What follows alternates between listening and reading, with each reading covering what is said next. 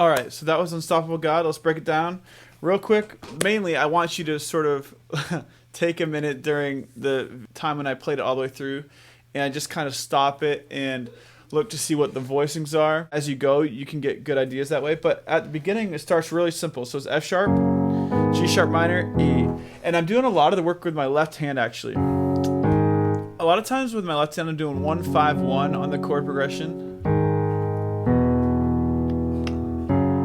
So just because you see a chord written down doesn't mean you have to play it just to like in a root position or in a total inversion with the whole chord. Sometimes you can just play a piece of the chord with each hand and make up the full chord, right? So with the left hand, we're going to go 1, 5, 1 on each chord. So F sharp, G sharp, minor, E, F sharp, G sharp minor, E. And then our right hand, I'm just doing the third of the chord. So for F sharp, this would be the third. Typically our F sharp chords like this, so I'm just doing one note. And then for our G sharp minor, instead of doing the whole G sharp minor chord with my right hand, I'm just doing one note.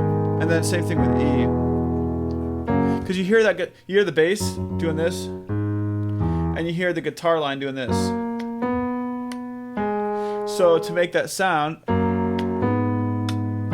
it's actually really mostly what I'm hearing is the 10th, right? So you have an octave, which is here. So that'd be 8, 9, 10. That's why they call it a 10th. Or it's like a third, really. It's like this. But it's the whole octave to get the bass. So it's a 10th. So a 10th is basically a third plus an octave. And that's the sound you're hearing, and I'm just kind of filling the rest of the chord with my left hand to get a little bit more of a full sound. Heaven thunder and the world thunder.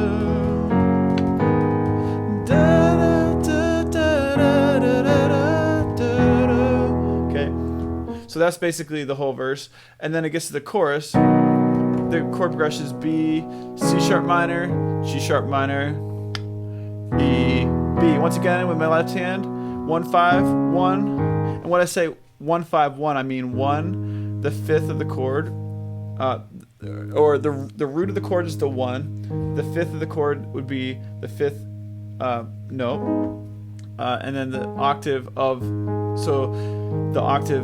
the chord as well. So for G sharp minor, this is a G sharp minor chord. We're not going to play the third. So this is called the root, third, and fifth. We're not going to play the third. We're going to play the root, the fifth, and then the octave. So that's same on each chord. And then there's actually this melody that's happening. I think like a synthesizer doing it.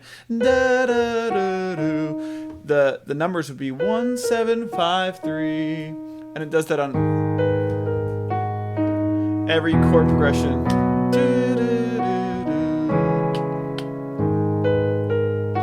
But I was doing it with an octave to make it stand out a little bit more.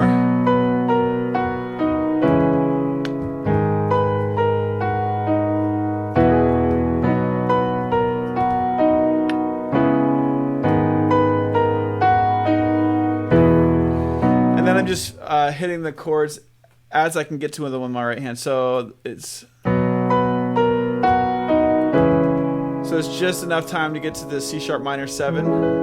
And I voice it like this. So my left hand's actually doing a lot of work down here. Once I get into this upper middle range, I have a short keyboard, so it's only 61 keys. But this would be like middle C right here.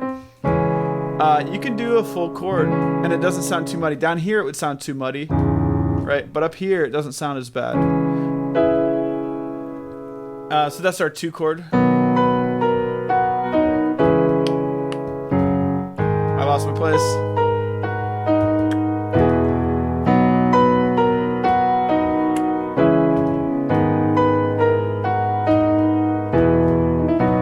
And that's how I approach the song.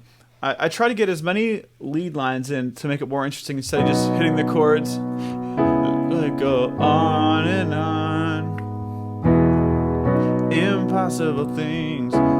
Now that can be good, but especially if you don't have a lot of musicians in your band and you maybe don't have a guitar player, you maybe don't have a synthesizer player to cover all those cool little lead lines. Take advantage of the opportunity to expand, and because contemporary songs can be so guitar driven, if you don't have a guitar player, you need to try to cover those other parts, right? So that's one thing. And then when we get to the bridge, verse 2 and verse 1 are similar. All the choruses are similar, so I'll just get right to the bridge. So here we have another case of what I consider it to be like the third. I call it thirds, right? So it's really prominent that you have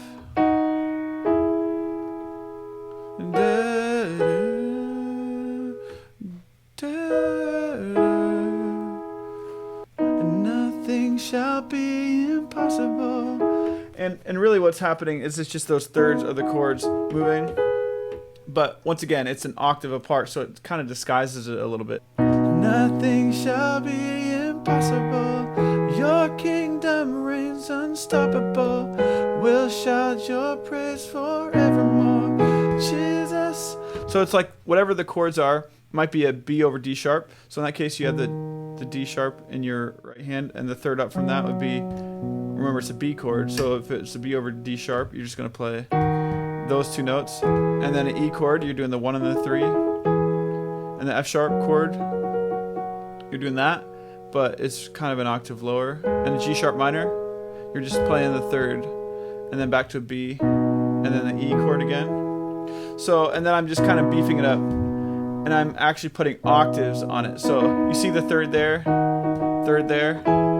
and then I'm just expanding it to be an octave. Nothing shall be impossible. Your kingdom reigns unstoppable. We'll shout your praise forevermore. Jesus our God. Nothing. And then sometimes I will throw the fifth in there, of course.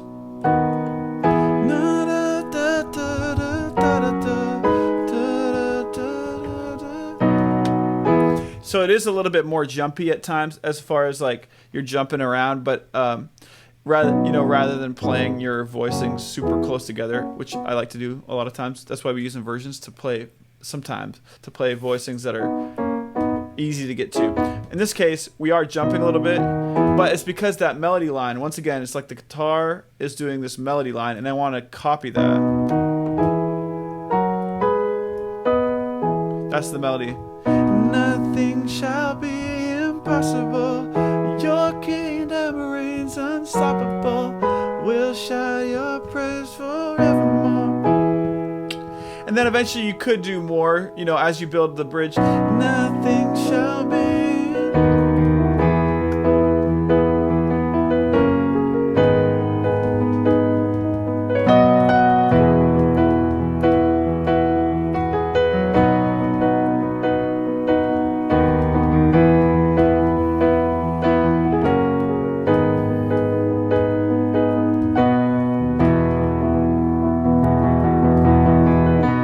And then at the last course, I was actually doing a little bit of a different technique. I think I started to go same, but then you can also do it just with one octave. So try this.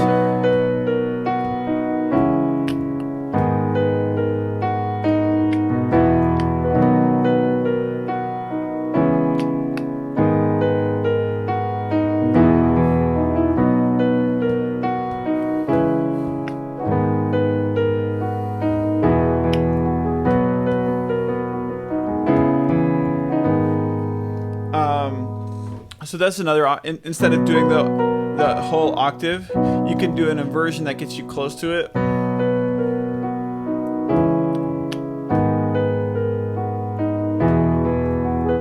And that kind of gets you a little bit closer. And then the last chord just ends on the G sharp minor, which is kind of a cool, unique way to end a song. A lot of songs don't end on the G sharp minor, which would be the 6th chord in the key of B, because in the B scale, 1, 2, 3, 4, 5, 6. So G sharp minor, that would be a 6th chord. A lot of songs either end on the 1, or in contemporary music, they end on the 4 chord a lot of times, and gives you an opportunity to go back into another bridge or whatever. That happens a lot. But this one ends on the 6th chord. It's kind of unique. So I like the song. Give it a listen and let me know how it goes. And I'm looking forward to seeing the progress from all of you. Keep up the good work, and we will see you in the next one.